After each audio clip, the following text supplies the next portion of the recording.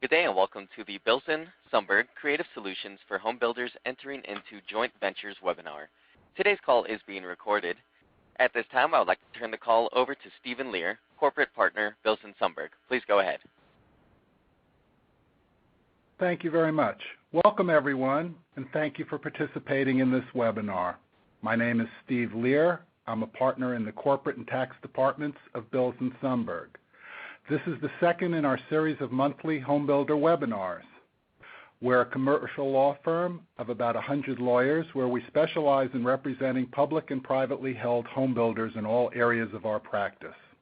My specialty is joint ventures and sales and acquisitions of home builders, including their title and mortgage company affiliates.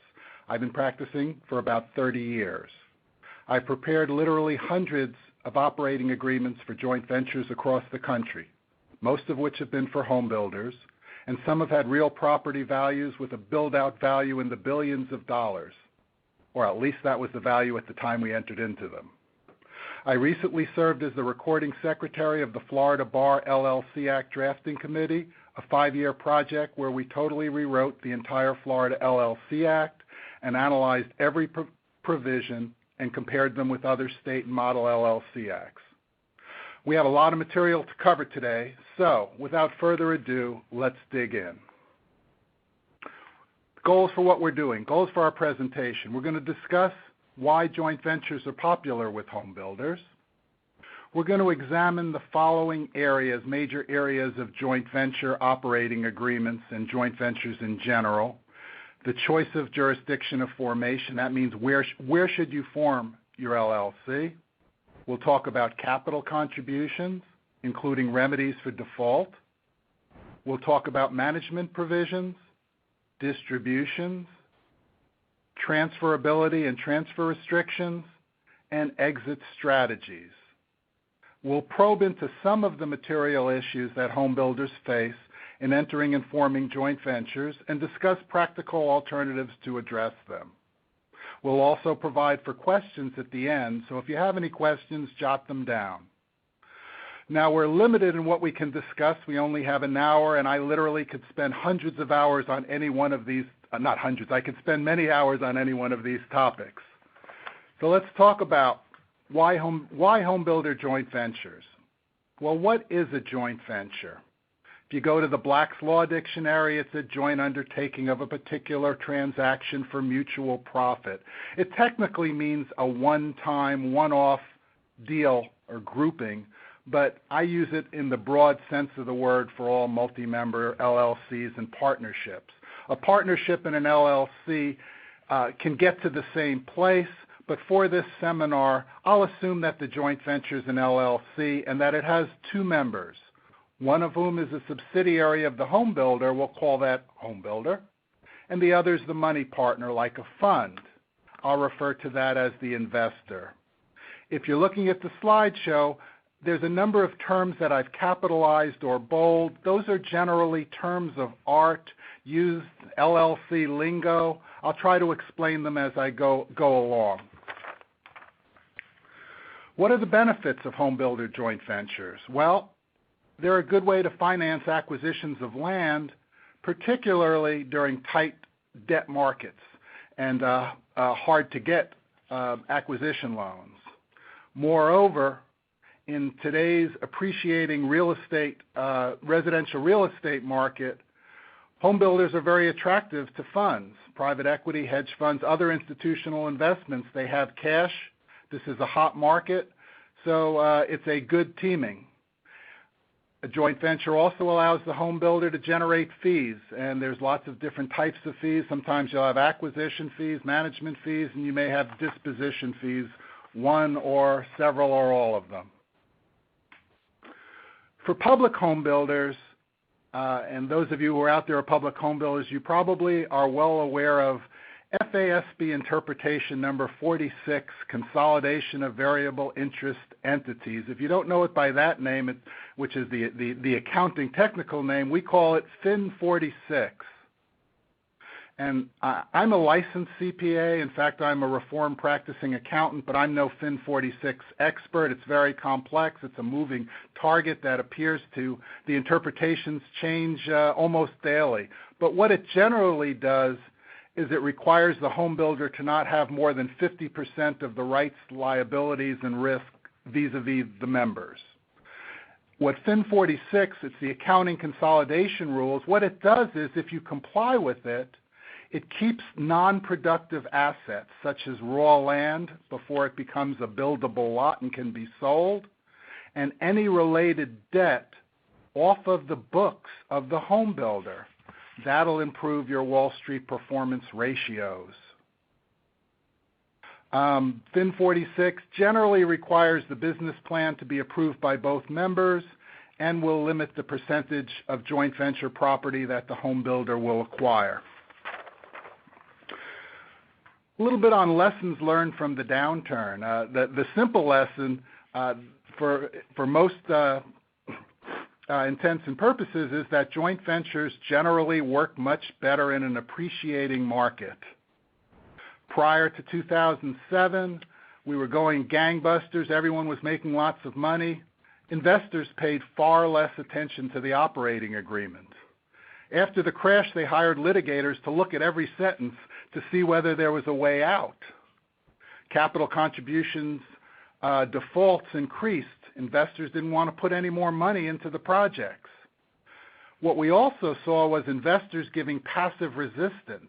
So they didn't show up at meetings, or they just didn't vote when they were requested to.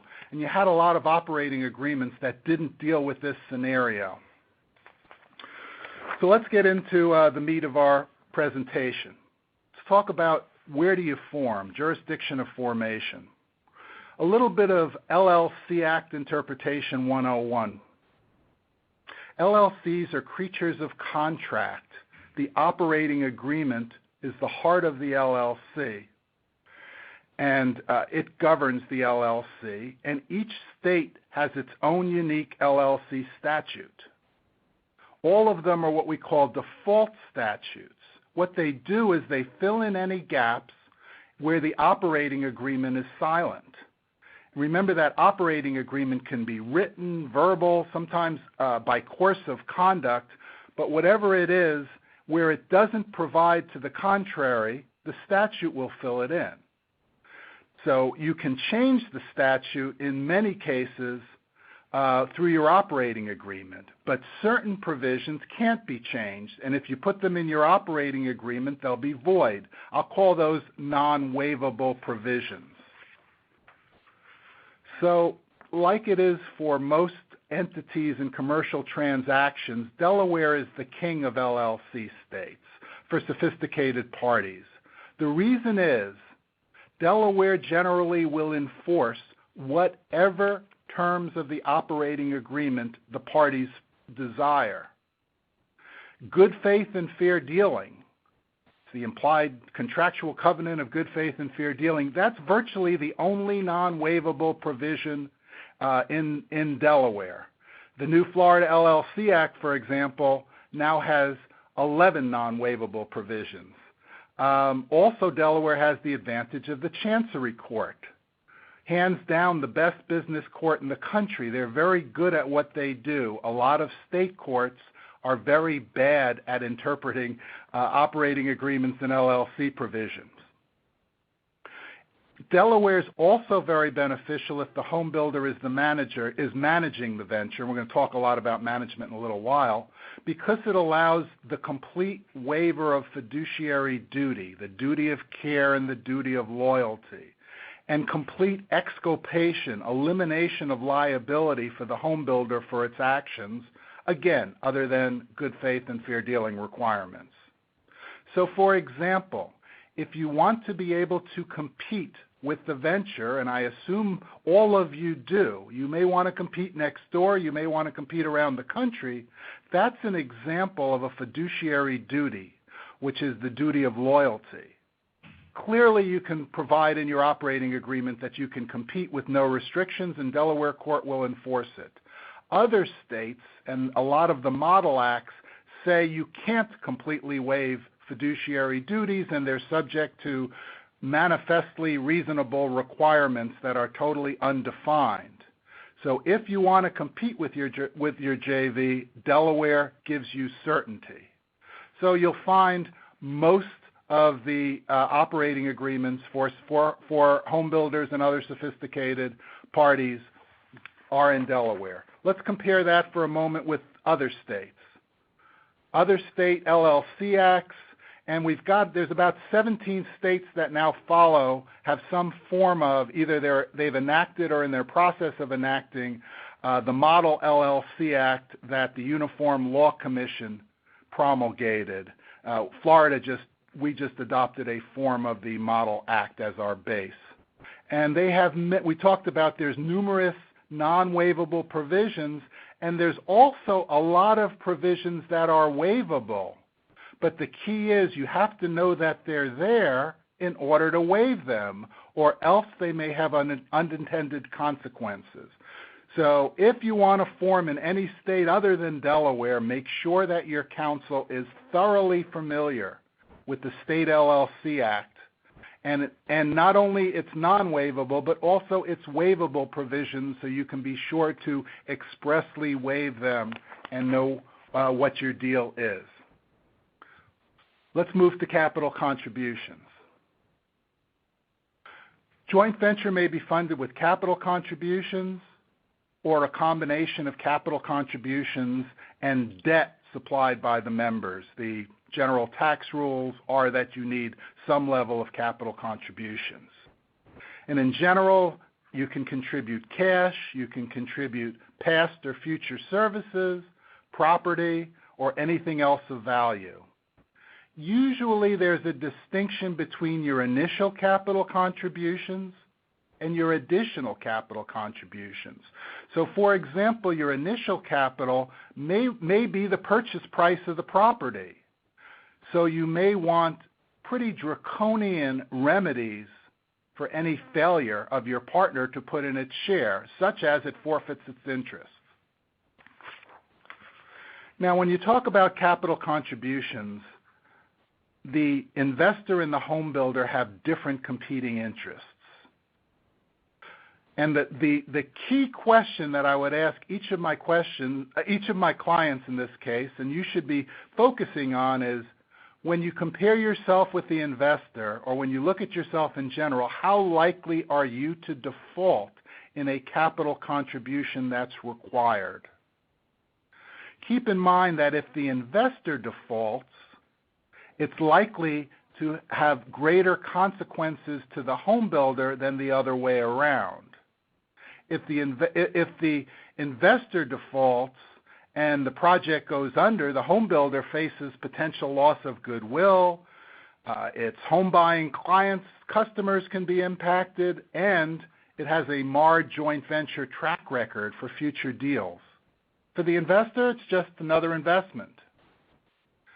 So the home builder wants to make sure that the investor is going to contribute all of its required contributions, while the investor is trying to limit its downside risk. So how do we call capital? And there's a distinction between mandatory must-have capital, the purchase price, other things, and discretionary, where it's a little more open. But the home builder wants the authority and the flexibility to call capital.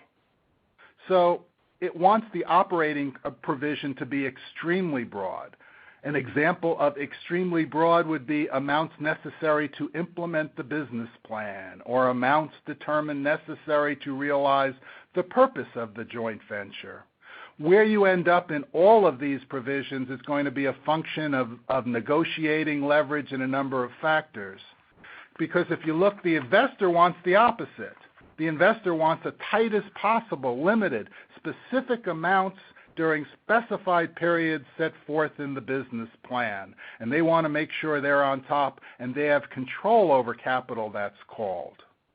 And you'll usually end up winding up generally somewhere closer to what the investor wants. But here's the most important point. If you're tying capital contributions to business plan provisions, you have to be sure that your business plan expressly provides for those capital contributions, or else you won't be able to take advantage of this provision. So if you had this specific amounts during specified periods set forth in the business plan, and your business plan is just a cash flow or a budget that does not mention capital contributions, this provision doesn't do you a whole lot of good. So there's certain common exceptions that allow the managing member, allows the home builder, if the home builder's managing, to unilaterally call capital. One of which is the emergency exception. An emergency can be defined in many different ways. For example, imminent harm, damage to safety or health of persons, or damage to property. You know, it's a question as to whether or not that's a real emergency. Emergency kind of suggests that there's a time limit and you don't have time to call a meeting. Generally, with smartphones and the internet, it's hard to say everyone's always available at every time. But in any event, the emergency exception remains. One of the ancillary issues is not only how you define the emergency, but what actions are taken and allowed to be taken unilaterally to address the emergency. Is it the minimal amount of spending? Is it the Cadillac remedy? And who decides that? These should be dealt with in your operating agreement. Another category of unilateral capital calls, which is very similar to emergency, is what I'll call non-discretionary expenses. These are things that neither of the members has any control over. So the frequent non-controversial ones tend to be real estate taxes, utilities, and insurance. No one wants those to be in breach, so generally it's non-controversial that you can call for those amounts. You get a little further, a little broader, compliance with laws. Arguably, you should always be in compliance with laws, or amounts required under approved contracts. Again, if you're calling capital as the home builder and you're in control, you want these as broad as possible. The question is it clear that you want the ability, that you want to force payments on contracts, or do you want the right to withhold money? So where it really raises its head is the issue of, can you call capital to prevent a default under a loan document? I'll tell you, before the crash, this was an extremely common provision and much more likely than not to be approved by the members. Everything's going great. They can't imagine wanting to be in a position where they're in default of, where either party wants to be in default of its loan documents. Once the crash came, people are now saying, well, we may want to be, I want it to be a major decision. I want the right to say, no, I'm not going to pay that lender. We'll start negotiating with that lender. So that's one that's always at issue. Another thing the home builder can try to do is get its fees paid for as a non-discretionary expense. One way to do it is to just say that it's all amounts under approved contracts, including this operating agreement, a way to back into it. Another issue, who can call the capital? Clearly the managing member, and I'm going to assume the home builder is the managing member. The investor sometimes wants an exception for emergency or non-discretionary, so it can make sure that it can prevent a default if the managing member refuses or doesn't take action. So where do we end up? In most operating agreements, except for some iteration of being set forth in the business plan, emergencies, however defined, and they may be limited by dollar amounts, and certain non-discretionary expenses. Other than those, additional capital contributions are a major decision. We're going to talk about major decisions in 2 seconds, but they require the investor to consent. Now, if the investor's capital contributions are critical and you really want to make sure you have them, you may want the investor to commit for a certain amount and have that either guaranteed by a deep pocket affiliate of the investor, or have them put up a letter of credit or some other way so that you don't have to take remedies. You want the money.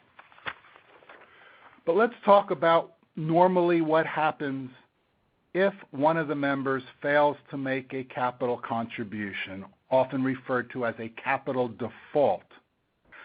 There's a plethora of remedies that are possible. You could have 20 alternative remedies. I'll give you kind of the most common ones, and we're going to dig into some of them. First of all, this assumes a contributing member and then one of the other member doesn't contribute, non-contributing member. First of all, the contributing member can elect that its contribution be refunded. Well, that's nice because it doesn't want to put in money when its partner doesn't, but it doesn't solve the issue that the venture needs the money. So that doesn't necessarily solve the problem. What's very common and is in almost every operating agreement is some form allowing the contributing member to fund the shortfall of the non-contributing member. And that funding can be treated in several different ways. It can be treated as a member loan to either the company or a loan to the non-contributing member, a substituted capital contribution that dilutes, i.e. reduces the percentage interest of the non-contributing member, or you can have a kind of a meld between the two, a member loan that either automatically or optionally can be converted to a substituted capital contribution with dilution after a specified period of time normally. This second bullet point we're going to get into in detail, but other possible remedies are loss of voting rights. Pretty heavy. I'm seeing that more and more, particularly where again, the capital contribution by the investor is critical. If you're ever in a situation where you have lost voting rights and you have the potential of losing those voting rights, be sure that your operating agreement has certain protections as to what the other member can do. For example, they shouldn't be able to change the operating agreement to change the fundamental economics. There's certain protections that need to be put in there. Another remedy for the failure for a capital default would be either a discounted redemption price or a forfeiture of the interest. We talked about that of the non-contributing member. We talked about that in the context of the failure to put in its share of the purchase price for the property. Sometimes you'll see that you can sue the non-contributing member. Often you can't. Very highly negotiated provision. Let's talk for a moment on that second bullet point on member loans, and then we'll talk a little bit about dilution. So member loans in general, you'll usually see them, they're high interest rates because you want to make it painful if the other party does not contribute. You'll see them 12 to 25%. So you have a potential usury issue. Delaware is a great state. I summarize the Delaware statute, which basically says there's no limit on a loan in excess of $100,000 that's not secured by a mortgage on a principal residence for a commercial loan. Great provision, but you got to make sure that your member loans always have to exceed $100,000 or else, and you're going to have provisions that provide that if for whatever reason you exceed the usury statute, that it's reclassified in some other manner. One thing to keep in mind, if you're using Delaware law and Delaware usury law, you've got to have some sort of connection, some nexus to Delaware. But that's probably not an issue, and likely either side has an entity that's been formed in Delaware. So member loans, we said at the beginning, can be classified in two ways or treated in two ways. It can be a member loan to the company, or it could be a member loan to the other member. They're usually one or the other, not either. So let's talk about member loans to the company. They're repaid with interest prior to any distributions to any of the members.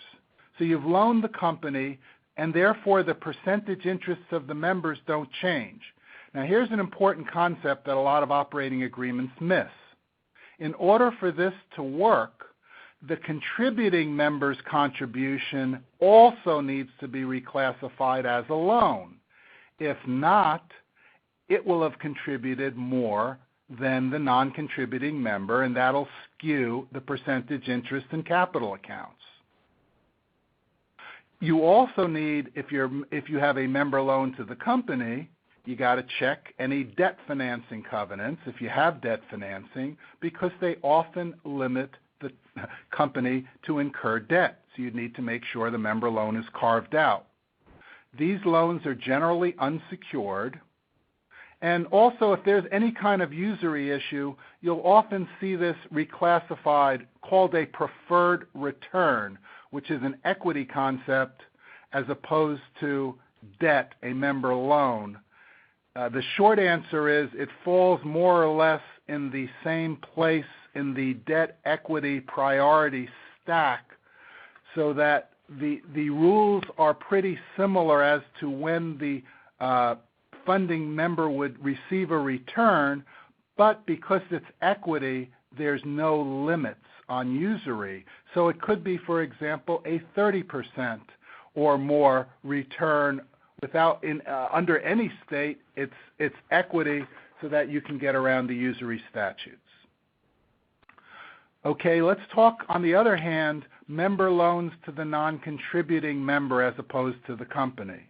And these are the ones that I generally like to use. The reason I like them, first of all, is you can secure them with a lien on the non-contributing member's interest if they agree to that. So what happens is the member loans the non-contributing member the amount of the default, and then that amount is deemed to have been contributed by the non-contributing member. So once again, there's no change to the percentage interests of the members. What happens is these are normally repaid from those distributions that the non-contributing member would otherwise have received. They are deemed to have been distributed to the non-contributing member and then repaid to the contributing member, but they will come directly from the JV to the contributing member. And if you can negotiate it, they could be recourse loans. So the third common type of remedy is, rather than treating it as a loan, you treat it as the default amount that's being paid by the contributing member as a substituted capital contribution with dilution reduction of the percentage interest of the non-contributing member. Several types of dilution. Basically, they can be straight pro rata. And I've got on the board a very simplified dilution formula. It works fine for pro rata, which is basically you take the amount of the capital default that's being paid by the contributing member, and you divide it by all of the capital contributions to date, including that substituted capital contribution. What this does, and we'll have an example in a second, is it keeps the contributions, it keeps the percentage interest in line with the amount of the contribution divided by total. Putative dilution is very common, most often 200%. I would suggest punitive if you don't think you're going to default. And what happens is the contributing member gets twice the credit. And the simple dilution formula is the same formula, except that it's doubled. For 200% dilution, it would be tripled. For 300%, 1.5 times if it was 150% dilution. Here's an example that just shows how that simple dilution formula works. Dilution formulas can be done in many, many different formats. Make sure you have examples if for any reason there's any question how to interpret them. The reason I said this is a simplified example is it doesn't take into consideration prior substituted contributions and prior punitive dilution. So I have a much more complicated formula, but this gives you the idea. Let's move on to management. Two types, only two types in all of the statutes. You're either member managed or manager managed. That's it. Florida was the unique statute that had more than two. They used to have a third category called a managing member. That was so confusing that when we rewrote the statute, we just got rid of it. But regardless of whether you're member managed or manager managed, you generally have one member, or if you have two managers, one manager responsible for implementing the business plan and administering the joint venture and financial and tax reporting. We'll call that person the managing member. They could be called a number of things in the operating agreement: managing member, administrative member, day-to-day member, developer member. You see a lot of titles. In fact, some of the funds we're seeing lately, they want to call themselves the managing member and call us the developer or some other name, but they don't want the duties. Labels really don't matter. Your operating agreement controls. For this presentation, I'm going to assume that the home builder is the managing member.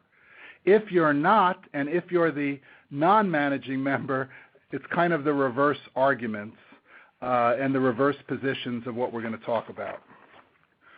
If you're member managed, one thing that's important, there's a potential for what I call the rogue member issue. Most statutes, including Delaware, Florida, and many states, provide or have case law that says that if you're member managed, every member has the authority to bind the LLC vis-a-vis third parties.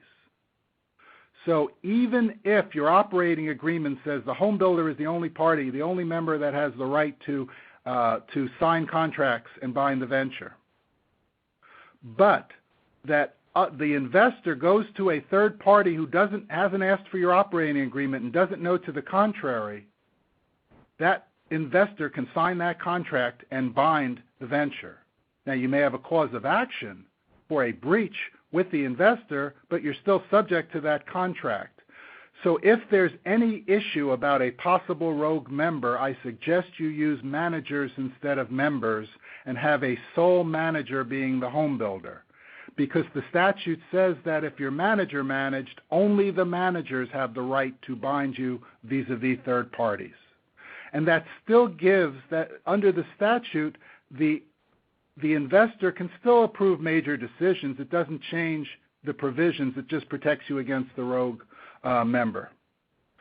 So regardless of the fact that you're member managed or manager managed, a lot of home building operating agreements, and many of the ones, if not most of the ones I use, have an executive committee concept, or sometimes called a board of directors or designated representatives.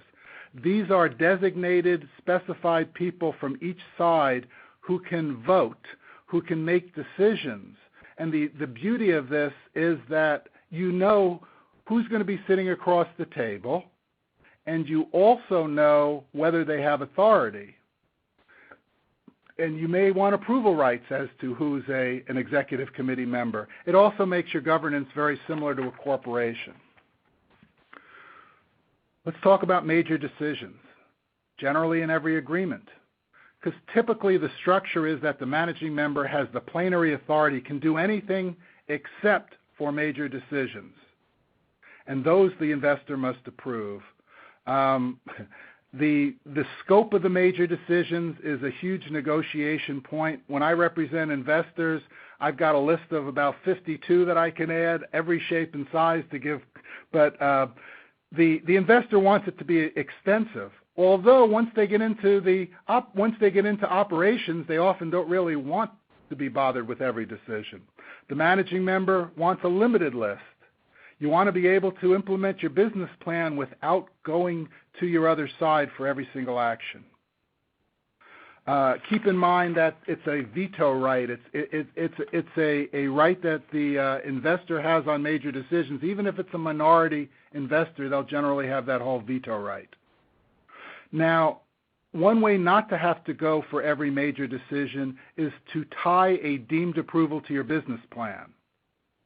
Business plans, the scope is very varied. It could be just a budget or cash flows. It could have narrative. I'm going to use the word business plan in effect to mean the budget portion of that business plan. What's important is that you review your business plans in conjunction with your operating agreement provisions. They have to dovetail. And it's good practice to attach the initial one to the operating agreement so everyone knows what it provides, its scope, its format. And you've got to have provisions as to how to adopt it, how to revise it, timetables, etc. Lots of provisions on the business plan. So to have it deemed, once again, the home builder wants it broad, so they'll often want language that deems it approved if it's contemplated in the business plan, with the investor wanting specifically set forth in the business plan, very similar to our analysis under capital contributions. Business plans in general we'll spend a moment on. Homebuilder will want permitted deviations for expenditures, so they'll want generally a percentage of a line item and overall. So you'll often see not to exceed, say, 10% of any line item in the business plan or 5% of the overall plan. Of course, what's important is how big are your line items. So once again, the business plan needs to meet the goals here. Obviously, if you're the managing member, you want this as broad as possible, but may also include dollar limitations not to be exceeded. Similar to the same thing with capital contributions, you may have exceptions for emergency and non-discretionary expenses, and the home builder generally wants provisions to be able to shift savings from one category to another or use contingency. Let's talk for a minute on management. Heavily negotiated provisions, and we're not going to get to talk about all of the management provisions, but I want to talk about a few of them. Removal of the manager, generally tied to bad acts. Bad acts, traditionally gross negligence, willful misconduct, fraud, which generally is willful misconduct anyway. You'll often see bad faith, bankruptcy, and by the way, the ones that I just listed generally can't be cured. Doesn't make sense to be able to say, okay, I can defraud you, but as long as I pay you back, everything's fine, let's move on. But here's what I generally do. I like to put in a provision protecting the home builder that if someone other than a senior executive, and we'll name what that is, and maybe it's the senior officers of the managing member, commits one of these bad acts that's otherwise non-curable, then we can fire that person, or sometimes we can provide that they're just removed from the project, and then cure the damages monetarily, and then the bad act's deemed cured. So that gets you out of what would be otherwise a non-curable breach and making it curable. So when we're also talking about removal, there's always a question as to whether just a simple breach of contract is included. I try not to include those. I try to make it still one of the other bad acts. Sometimes you'll see an intentional breach. Also very important is it cross-defaulted with terminations under affiliated agreements, like a development management agreement, a title insurance policy. Okay, how are bad acts determined? Always an issue. Is it you would want, if you were the manager, a final non-appealable judgment. That leads to issues as to what happens once it's alleged but before the judgment. Is it determined by the other member? What happens if there's a dispute? Who manages, who gets fees during the dispute? What if it's removed and a court finds out that it was a wrongful? Lots of provisions how the mechanics of it work. What's the effect? If you're removed, generally you'll lose your fees. Always a debate as to whether you'll lose your promoted distributions or a portion of them, depending upon where you are in the deal. When does it happen? Is it retroactive? So if you committed a bad act, but it's not found out a year later, does it go back to when it happened? And then you have to maybe recoup fees. Can they terminate affiliate agreements? Probably the biggest issue there is if you have an option or purchase agreement to purchase the property, which is generally the goal of the joint venture, does that property agreement survive? We'll generally negotiate and try our best to get that to survive. Also, you want to provide that even if they're removed as the managing member, they stay as a member. Let's talk about distributions.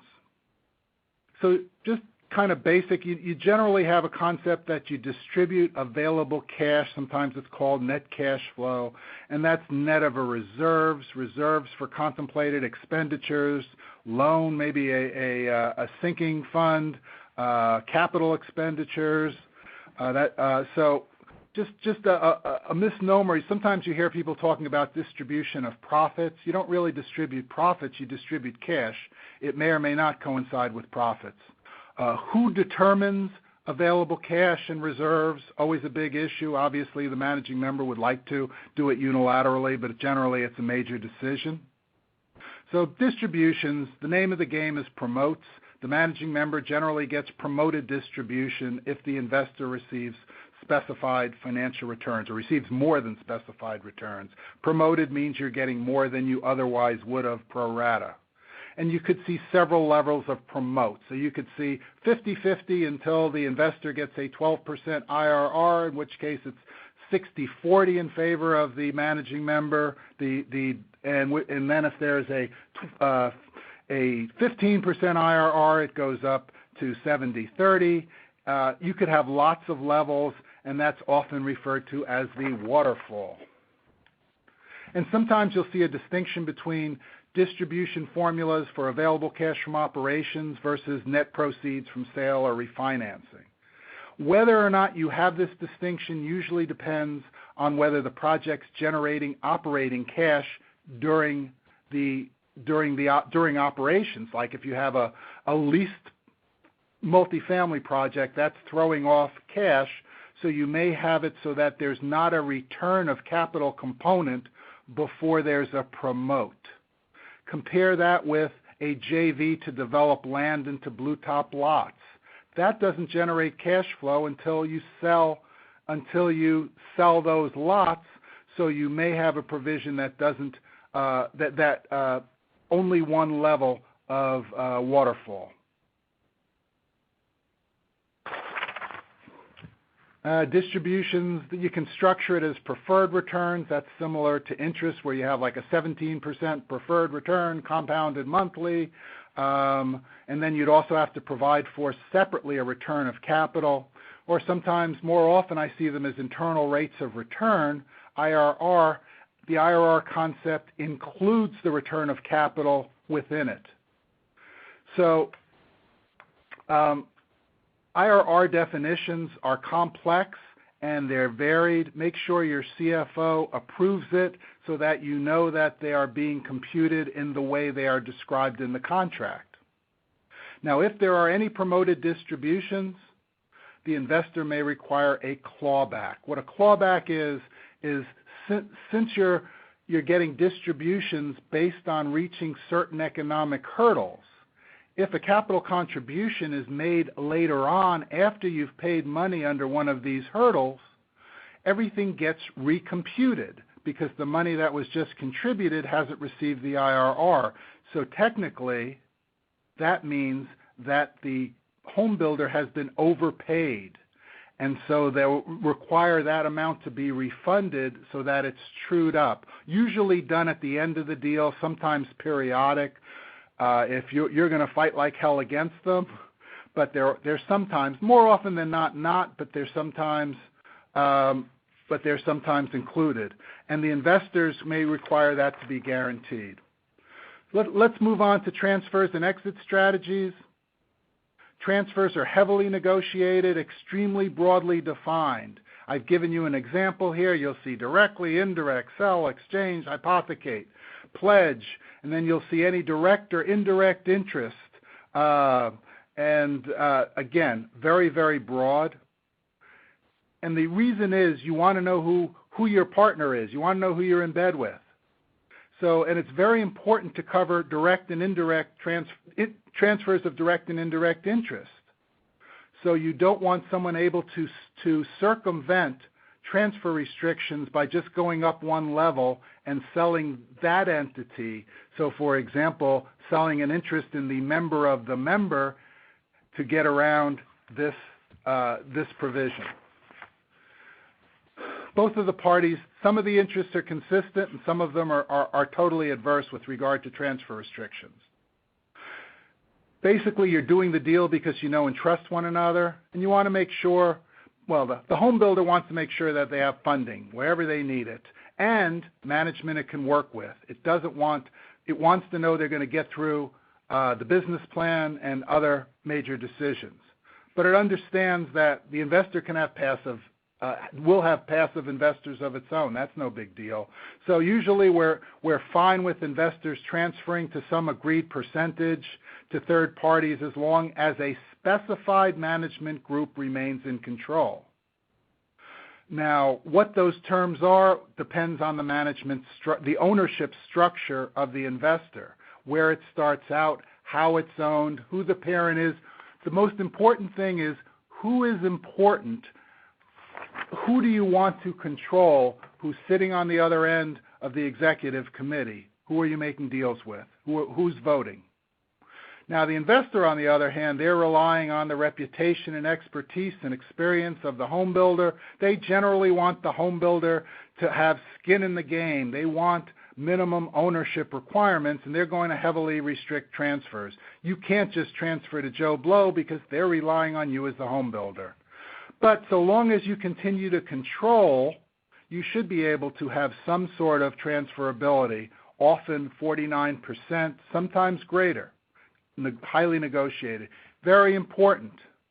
You generally want the ability to transfer up and down your ownership chain. You often see, for tax and accounting purposes, shifts in where entities are in the chain. You need to protect that. I'd say most important thing that is missed probably more than half of the time. Remember, we talked about transfers prohibiting direct and indirect interests being transferred. Well, that would go all the way up the line to the parent. You do not want the possible sale of that parent entity, you don't want the tail to wag the dog, to be a default under your joint venture. So the way I handle that is I will define that parent broadly to include successors and interests in sales and mergers and that sort of thing. Very important provision. Obviously, if you've got a public home builder, you want to make sure that it's okay for the public shareholders to transfer their shares. Let's shift to exit strategies. Let's talk about deadlock. Huge issue. We talked about major decisions. Wherever there's major decisions, there's a possibility of a deadlock. A deadlock means both members can't agree on a major decision. So if you have a deadlock as a possibility, a deadlock breaking mechanism, and we'll talk about buy-sells as one of them, is critical. You don't want to end up in a standstill where you can't move and you have no way out. Sometimes you'll see operating agreements saying, we'll just take that to binding arbitration. I recommend against that in almost every case. You don't want an arbitrator making a critical business decision. You don't want to give a third-party arbitrator, should you sell your business for $2 million, you and probably your partner may know a lot more than that arbitrator. So that to me doesn't work. You don't want judicial dissolution. Your partner might, because judicial dissolution would normally have liquidation, and the whole reason you're in this joint venture is to be able to buy the property, so that doesn't work either. So what you normally see as the real practical solution is a buy-sell. That's most common, and what it basically means is that if it's triggered, one member has to acquire or ends up with the right and the duty to acquire the interest of the other member. What we call the shotgun buy-sell is the most common. It's a thing of beauty. Let me explain why. In a shotgun buy-sell, the person who triggers the buy-sell gives a price for the entire company's assets, generally net of liabilities, and then someone determines, if you put that through the distribution waterfall, if you sold for that amount, what would each member receive? And that's going to be a different amount depending upon their percentage interest, whether they had any member loans. Each member's receipt would be different, but each member's amount they would receive becomes their either buy price or sell price. So then the person who receives the buy-sell notice must do one of two things. Either it buys the initiator out based on that value of the assets going through the waterfall, or it sells its interest for what it would get based on that waterfall. And the reason it works is that if the triggering member sets it too low, the other member is going to flip and buy them out for that amount. If it's set too high, they'll say, fine, we'll sell, it's over market. So it tends to lead to the right amount, but only works if both sides have equal financial wherewithal. So if they don't have equal financial wherewithal, some things that can happen is the party that doesn't have the net worth is going to ask for longer periods of time to exercise and close, to try to give itself time to secure, borrow the funds, find another partner. Sometimes you'll also see minimum purchase price formulas, because if one side doesn't have the ability to flip the offer because they can't afford to buy the other side out, then they're going to be subject to a low ball offer because it can't be flipped. Another alternative is what's called a forced market sale provision, which is basically one party triggers it and says, I want to go to market for a certain price, and the other party can buy out based on that price, or it goes to market. The problem for the home builder is it doesn't want the property to go to market. It wants to be able to buy it. Shotgun buy-sell, we're going over it briefly. The reason that there's so many issues is I buy and sell companies as one of my practices. So to sell a joint venture normally requires a purchase and sale agreement that may be 50, 60, 70, 80 pages long. A buy-sell may be 4 or 5 paragraphs. Hard to whittle it down. Some of the things you need to deal with is there a deadlock required, or can the buy-sell be triggered at any time? Is there a lockout period during which you can't trigger it, such as you're waiting for certain appreciation event like entitlements? Problem is you still have the deadlock. If there's a breaching member, can they trigger? And then what happens if someone fails to close? I often say that if the buying member fails, the selling member can flip it and buy the buying member out at a discount. If there's loan documents, is it permitted under the loan documents? If there's any recourse liability, how do you deal with it? Do you require it to be released, which would probably only happen if there's a refinancing, or does the selling member indemnify? The selling member must indemnify. That leads to lots of issues. Are you going to require financial covenants, net worth covenants that continue? What do you do if they breach? Lots of issues with indemnification. A couple of things left. We're going to go back very, very briefly because we're almost out of time. We want to leave some time for questions. We've got rights of first refusal and rights of first offer with respect to sales of membership interests. Remember, the right of first refusal, you actually have to have a deal in hand that must be met. A right of first offer, you don't. It's the first offer and then it goes to market. Keep in mind that a right of first refusal tends to chill the market because many buyers don't want to waste time and wait for the right of first refusal to go through. Drag-along, tag-along rights are procedures where you have a low percentage interest member, and if it allows the high percentage interest member, if it sells its membership interest, to drag along its partner so that the buyer can buy all of the interests. Tag-along is the opposite. It allows the low percentage interest member to participate if the high percentage interest member has a deal. They can participate for their proportionate share. And with that, I'm going to open it up to questions. If there's any questions, by the way, that you either don't have time for or think about later, please call or email me. I'm happy to discuss any of this with you. And please, if you'll bear with us, we have a little 30-second survey. It'll take you no time after you're finished with this, but that information is very important. So do we have any questions? And we don't have any questions. So thank you so much for your time and participation.